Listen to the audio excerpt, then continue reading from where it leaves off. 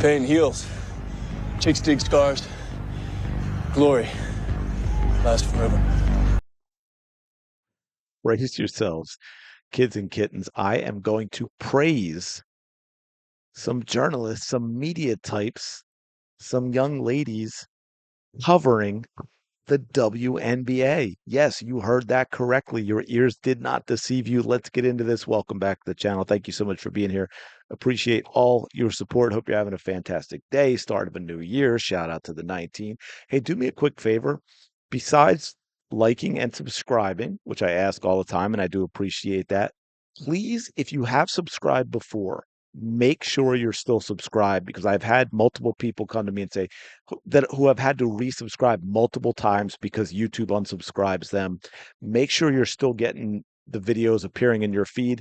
Every once in a while, I realize like, oh, there's a channel that I watch a lot, and I'm like, wait a minute, I haven't seen it in my feed a while. Are they not doing videos? And it's not showing up. And hey, maybe it's just I went from really good to really bad at this, but in the past 2 months, I've lost like 100 subscribers on this channel. Actually, I've lost subscribers on videos here and there, but never over a month have I had a negative number for subscribers until now. So if you have subscribed, please make sure you're still subscribed. But let's get into this. So as you know, when Unrivaled first happened, and we had Napheesa, Collier, and Breanna Stewart, the founders, even before getting into the whole CBA thing and negotiations and them being on the head of the union and all that, I just said having players in the league owning, I don't care if it's 3v3, I don't care if games overlap, owning another league is 100% a conflict of interest and should not be allowed by the WNBA. And well, I shouldn't say everyone. There are a few others that agree, but let's say everyone in what we would consider the mainstream people covering the league, fans are poo-pooing it away. It's not that big a deal. It's not really a conflict of interest. Finally, we have some journalists saying, maybe it is. Let's take a listen to this. What do you make of the idea of the conflict of interest between Napheesa Collier and Breanna Stewart and the interest of Unrivaled may not necessarily aligning with the interest of the W? Well, Fee and Stewie are not only WNBA players, they are on the executive committee. So, as is Kelsey Plum, she's playing in Unrivaled. 3 of the 7 people on that board who can now vote for a strike are part of Unrivaled. That is not necessarily a bad thing. I think that. Okay, before we get to that real quick, and this is like 2 minutes, 15 seconds, and it's all good. I want to get it all, so I'm going to stop here and there.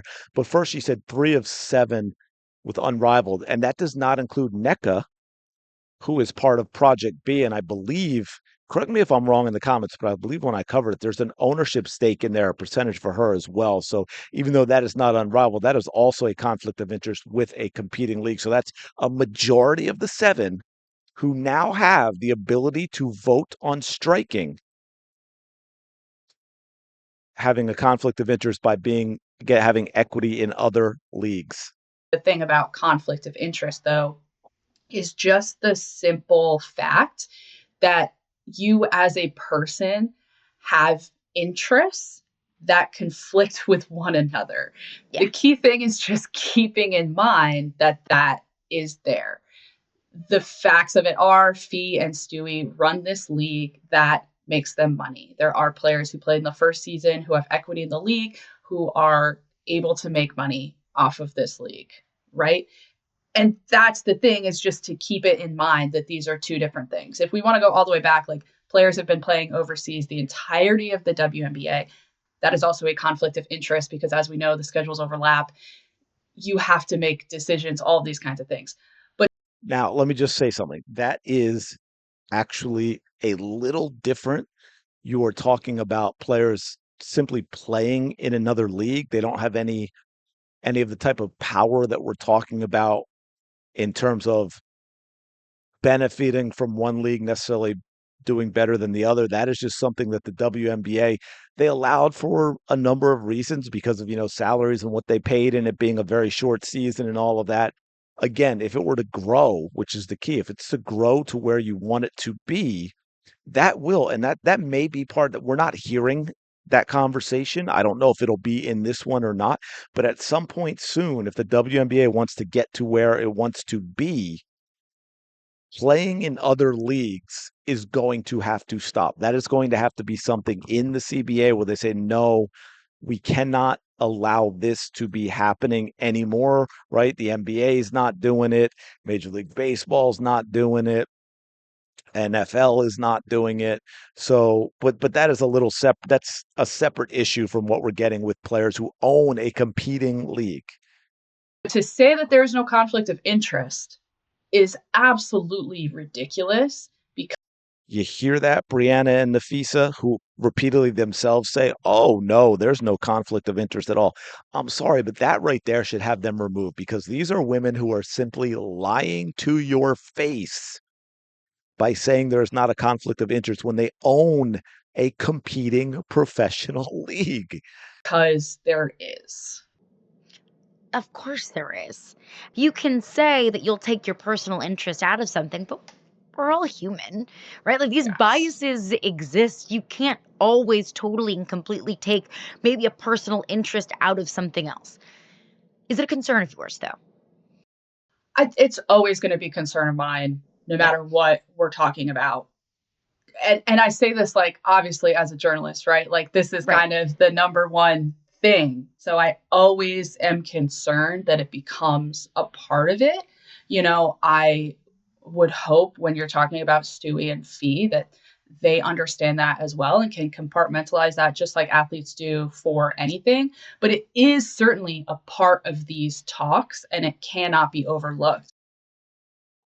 Okay, first, let me say this. Now, I'm going to guess, just, in my experience of what's going on, being women that are covering the WNBA, that I'm sure there are things that these ladies have said that I definitely disagree with, but God bless them. I mean, this was an absolutely beautiful segment. It is refreshing for them to come out to see people covering the WNBA in a way that the WNBA might not like or the players might not like, and just simply being honest about the reality. Like the one lady said, is it a conflict of interest? Of course it is, in that tone that says you cannot possibly think anything else about this. And she is 100% correct, though, which is why I go back to, like I said, it is ridiculous to listen to people like Napheesa herself or Breanna and saying, no, there's no conflict of interest. Of course there is a conflict of interest. And the players have decided they're going to allow these ladies to determine the future, their future with the WNBA. You have veteran players who we all know, based on everything we've seen with these leagues, who are jealous of what the future holds for these younger players in terms of what they get. They missed out on NII. They're going to miss NIL. They're going to miss out on the huge salary increases. That's why you're seeing these over the top numbers coming from the players union. One, Breanna and Napheesa are hoping that if there's a shutdown, they benefit by owning Unrivaled, but also all these old vets who aren't going to be around, they want to get it all now because they are going to miss out on it. And the WNBA needs to understand, and the players who said, hey, we're going to allow you to vote on striking, I don't know that they understand, but they better figure out quick because we're running out of time. And the WNBA and the players are so far apart.